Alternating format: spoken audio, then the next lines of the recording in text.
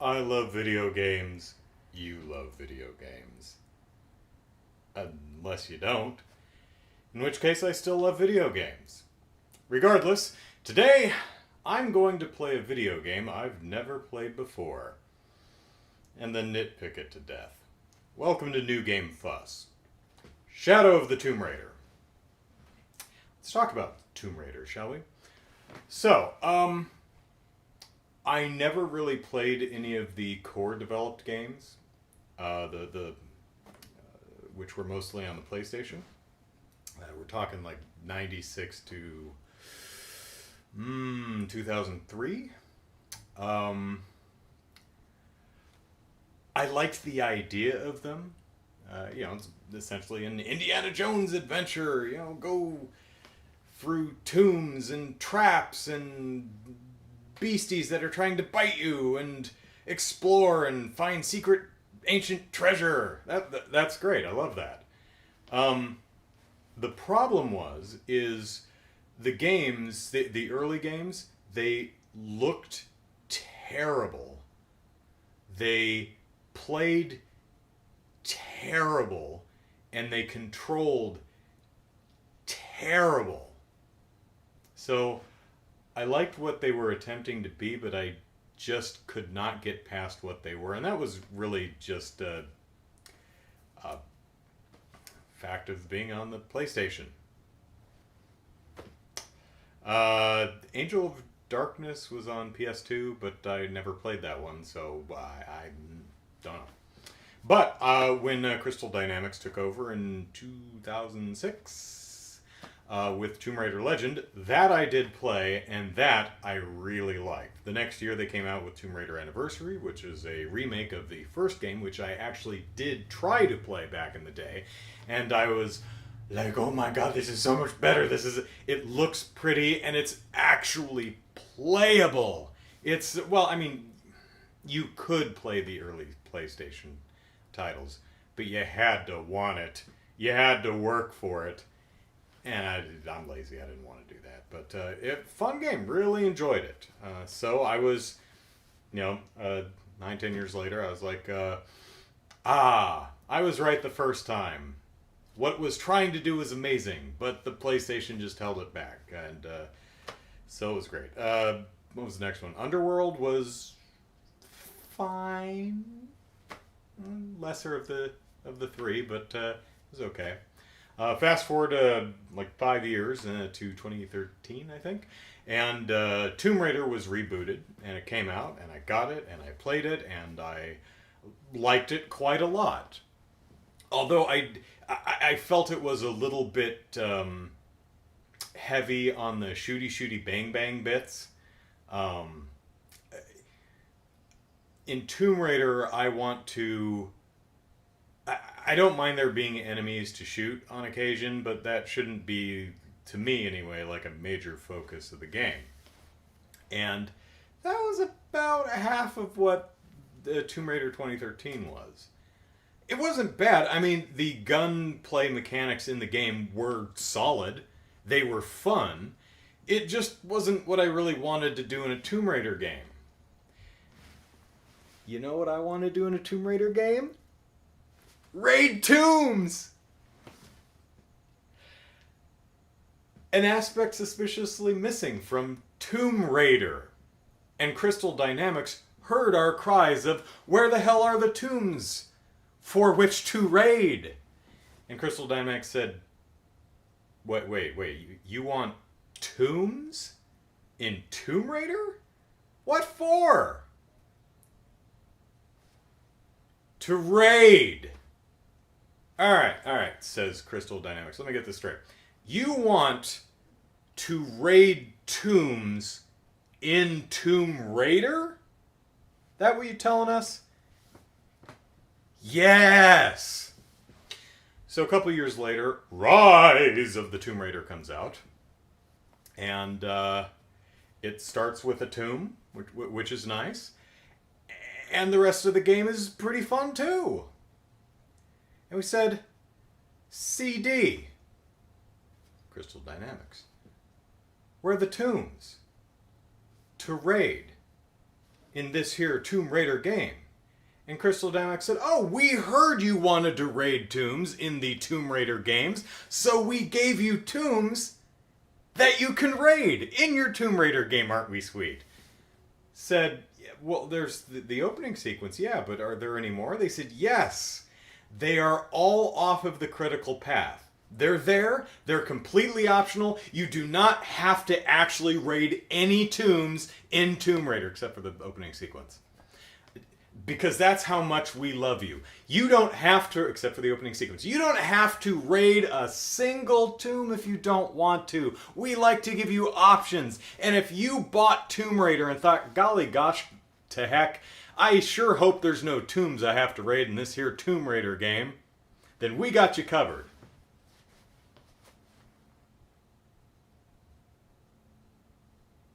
Thanks, CD. So, odd choice. Oh, you want tombs to raid in your Tomb Raider game. Okay, well, we'll put them in there. We'll make them optional so you don't have to play them for the people that go into Tomb Raider for the gunplay. Still, overall, I enjoyed the game. So here we are with Shadow of the Tomb Raider. I sure do hope there are tombs to raid in this here Tomb Raider game. I mean, as long as they're there, even if they're not on the critical path, I guess, I will make fun of you. I will tease you mercilessly, Crystal Dynamics, but as long as there's some tombs to raid them, I'm a pretty happy camper. What I'm most curious to see about this game is how much of a focus the game puts on Lara murdering the hell out of people, because that's really how this game was sold back in 2018 when it came out. It was sold as Lara Croft will sneak up to you from the shadows, from the water, from the mud, from the foliage, and she will shank you in the face! Jeez. That was pretty much all of the marketing, is how brutally efficient a killer Lara Croft is. She will shank you, she will bow and arrow you, she will Molotov cocktail you, she will break your neck, she will drown you in a puddle.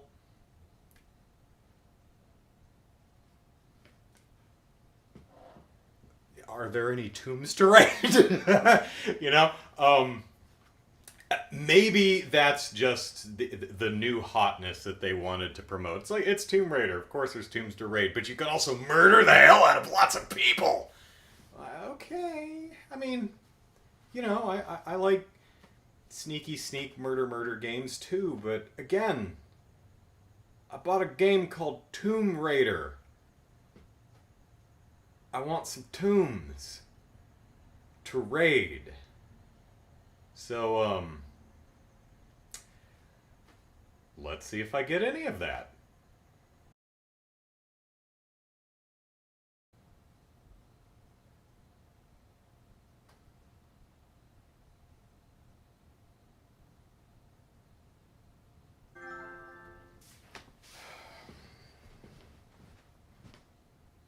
Finally finished installing. No, not downloading from the PlayStation Store. Installing off the physical disc.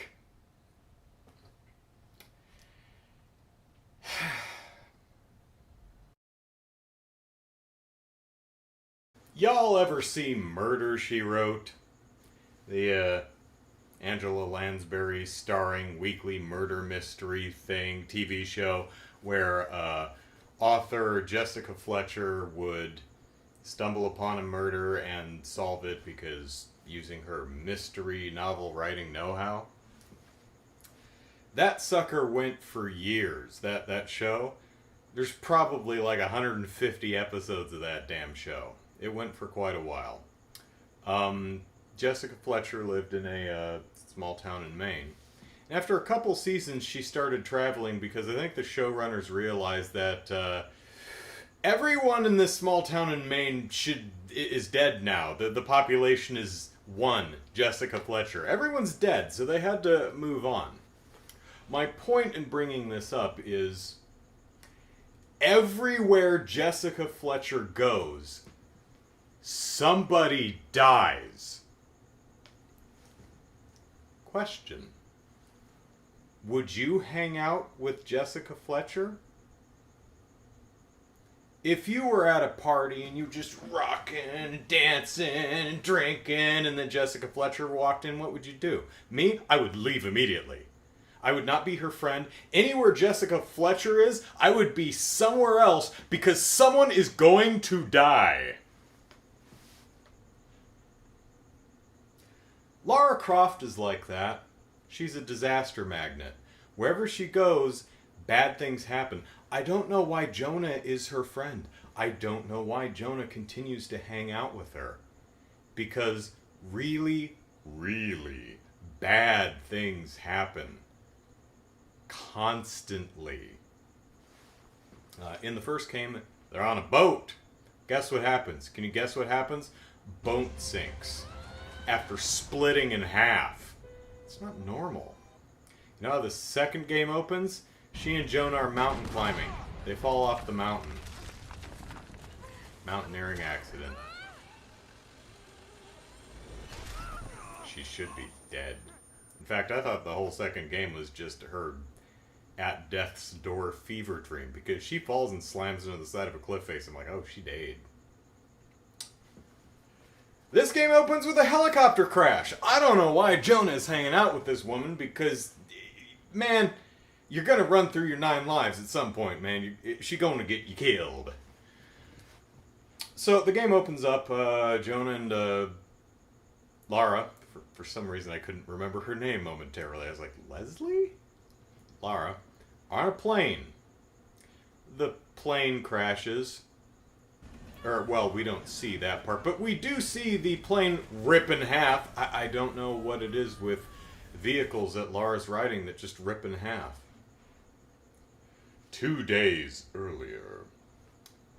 The game starts out, after this cutscene, with Lara in a tomb-ish area. Yay, tombs! And a rock has fallen on her leg. Ow. And she's stuck. So, if you hit the square button enough times, at just the right angle, she'll unstick her leg. And then for the next 10 minutes of the game, you hold forward on the control stick to get her to crawl out of the cave tomb thing. It's not very fun because there's really nothing for you to do.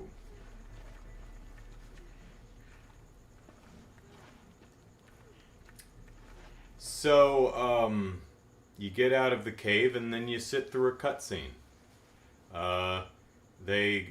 Jonah and Lara go to a restaurant. They're in Mexico. And then you see a dude who's like, that's the bad guy dude. We should follow him and stop him from doing bad guy things. All right, player of video game. Direct Lara in the only direction she can go. You don't need to do anything, just hold the control stick, and she will slowly walk in that direction. You do this for another 10 minutes or so.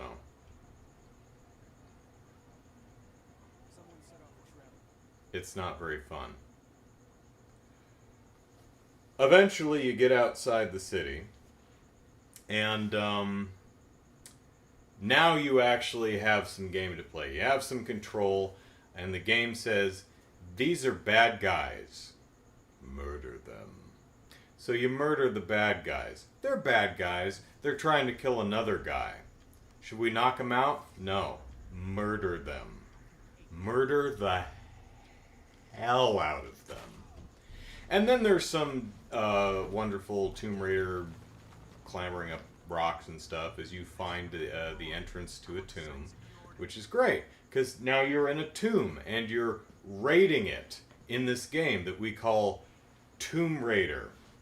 And this was a part of the game that I really enjoyed playing. Just wandering around and finding stuff to pick up and murals to read to learn ancient languages and picking up little tchotchkes and things and finding extra little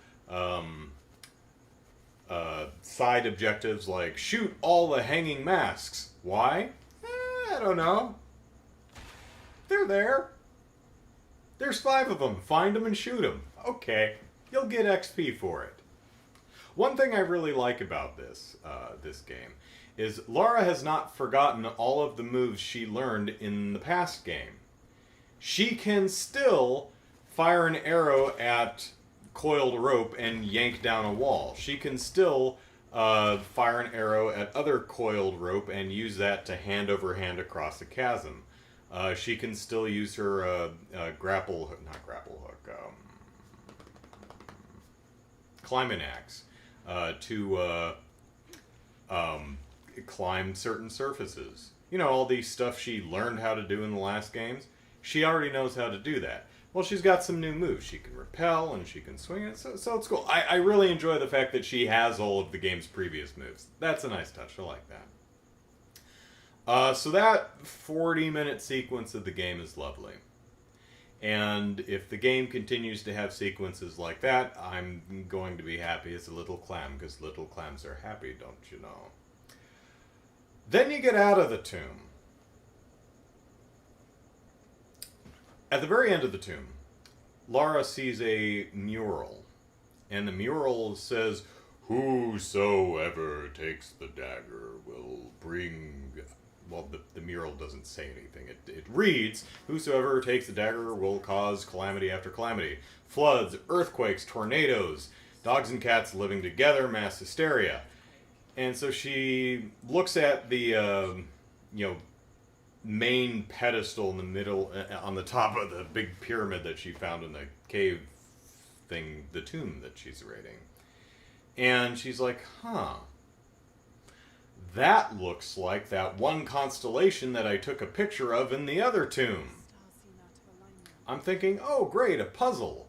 So we have a picture of the constellation, we'll compare it with the thing on the plinth, and then we'll rotate all the pieces to line it. No, she does it for you in a cutscene. No, you don't get to do that. Sit down, gamer. We got this. So she does that for me, which opens the pedestal thing, and there's the dagger, and she takes the dagger, runs outside, and Mural wasn't kidding, because now we've got a flood. So we have one of those action sequences where you go that way because you're caught in a flood and the water's pushing you through the village, and you push the control stick right or left to move Lara right or left so she doesn't slam into a wall. It's pretty boring.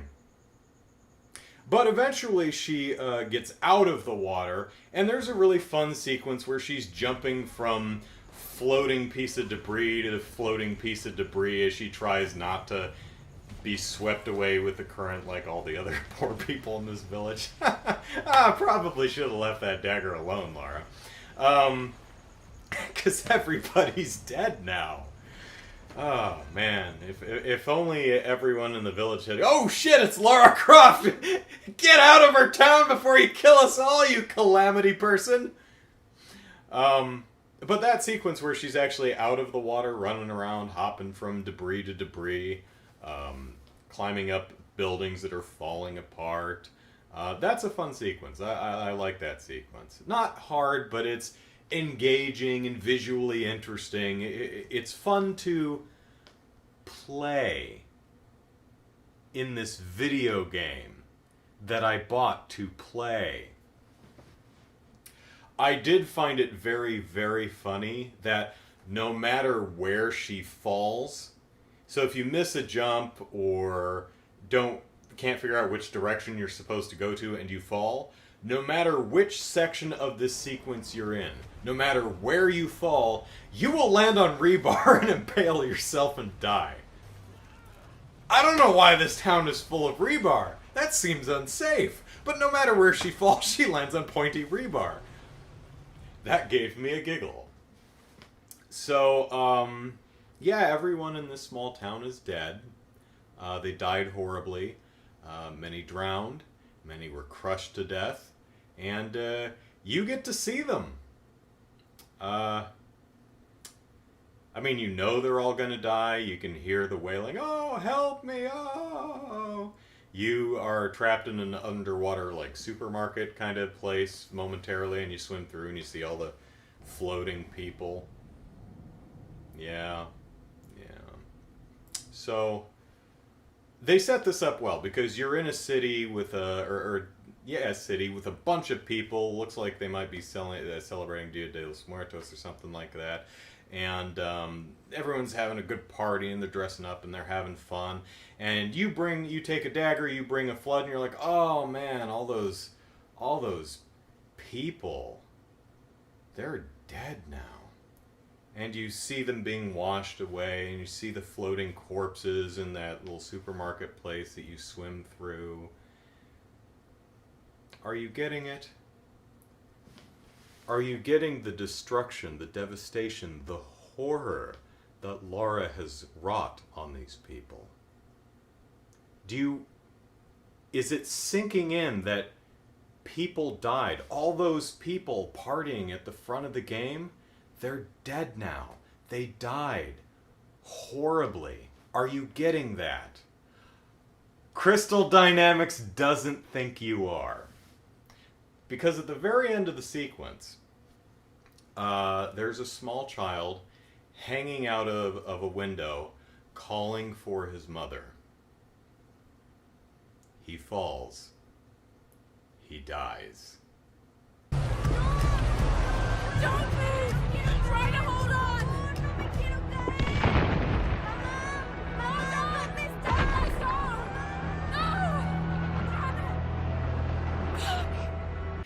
Now you get it, don't ya? You dense little shits. We had to kill a small child in front of you, but at least you get it now. Thank you, Crystal Dynamics. Thank you. Thank you for thinking of us, the gamers. Lara survives. Oh, so did Jonah. And he's like, we gotta help the people that aren't dead. And she's like, no, we have to go to Brazil somewhere and find a mountain and get the silver box before Trinity does, because they'll do bad things. Like, drown an entire village, I guess. And he says, great, we'll do that tomorrow. In the meantime, we'll help the people. And Lara says, no, there's no time. None of these people matter, because if Trinity gets there first, then all these people will die anyway.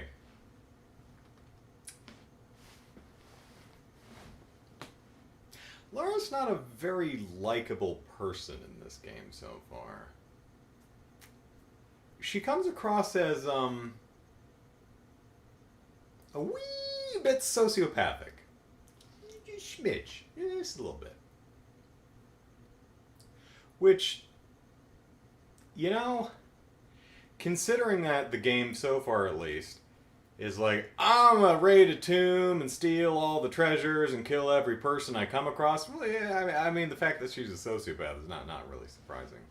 But, oh, Trinity, they're up to no good. What do you think they're gonna do? I don't know. And she genuinely has no idea what Trinity's plan is. She just assumes they're gonna do something bad. And the bad guy says, with the dagger and the silver box, we can change the world. Oh, you're going to do something bad. I don't know. Maybe he just wants to eliminate poverty and hunger. Did you ever ask him? I mean, they do kill people, so it's probably nothing good, but you do get a lot of people killed, Lara. So, Jonah says, I'm going to help the people that are not dead by flood right now. And when I'm done, then we'll get a plane and we'll go to Peru or wherever we're going. So they do. They get in the plane, and we're back in the cutscene that we just saw an hour ago. And the plane splits in half and crashes. Because Lara is just a disaster magnet.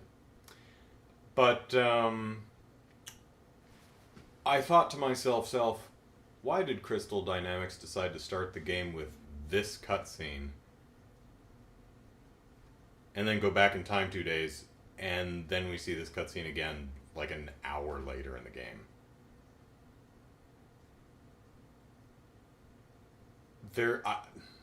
I can't think of any narrative or thematic or structural purpose for it. The only thing I can think of is if you didn't know it was coming, it would be a humongous eye roll that another damn disaster is happening.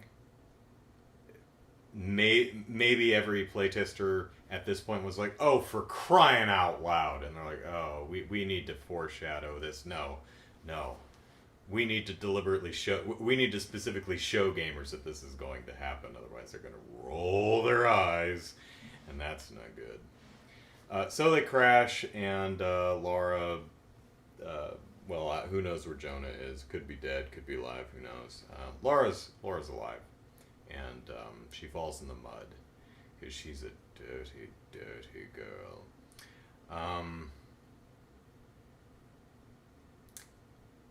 And that's where I left off. So, how's the game so far? It's fine. When the game lets you play, it's fun. I like climbing around the environments and exploring the tomb, raiding them. You might describe it. Finding treasures and seeing something that I know I need a new tool for, so I'll have to come back later. I like that kind of gameplay. There's a whole sequence where she, when she gets out of the tomb, she runs into the Trinity guys, so she murders all of them. All of them. Is there a way to get through that sequence sneaking past them? Doesn't look like it. It looks like you need to murder everybody. Fine. Fine. I mean, the whole murder everybody mechanics are work just fine. It's fine. It's just cover shooter stuff that's not why I'm playing Tomb Raider. I'm playing it to, say it with me now, raid tombs. So, will I continue playing Tomb Raider? Yeah, you damn Skippy, I will. I'll admit I am very critical of the way the characters and the story are presented, and I have been throughout, although I've never officially reviewed the first two games. I have been, my feelings on how the characters are handled and how they work in the narrative and how the narrative is being told has been pretty consistent throughout this latest series, Tomb Raider 2013, Rise of the Tomb Raider, and Shadow of the Tomb Raider. At least the first hour and a half or 2 hours or whatever I played. So, nothing really surprising here. Lara sucks as a human being, but I like raiding tombs. And visually, it's a looker, except for one wide shot of the flood. No, CD, Crystal Dynamics. I'd have cut that shot because it doesn't look good. Everything else, though, is quite attractive. Sets are well designed. The set pieces are, when you get to play them, are fun. Otherwise, they're still attractive to watch. Most of the effects are great. It controls well, looks nice. Character models are nice. The facial animation is pretty darn good. It's specific enough that you can really get a sense of what the characters are thinking just from the way their faces scrunch up and their eyes dart back and forth. It's really well done. It's technically a very nice game. It leans, in my opinion, a bit too heavy on... How do I want to phrase this? It is so invested in being a set piece at times that it forgets to remember that it's a video game that you're supposed to be playing.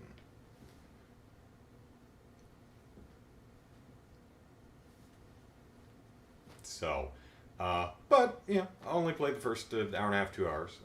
I will probably. I really enjoyed the last two games. I will probably enjoy this one,